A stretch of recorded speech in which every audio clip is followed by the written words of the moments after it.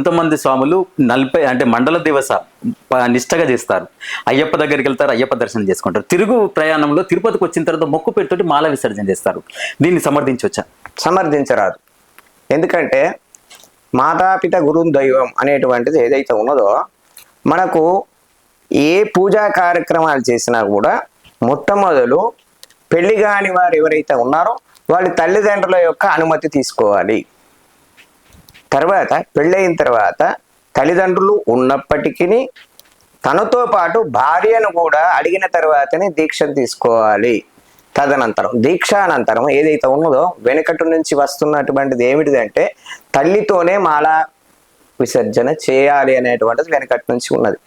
వీళ్ళు ఏం ఆలోచిస్తారంటే 40 రోజుల కాలం పూర్తయిపోయింది, వస్తూ నాకు స్వామివారి దర్శనం కూడా చేసుకోవాలి, ఈ పెంచుకున్నటువంటి గడ్డాలు మీసాలు ఏవైతే ఉన్నాయో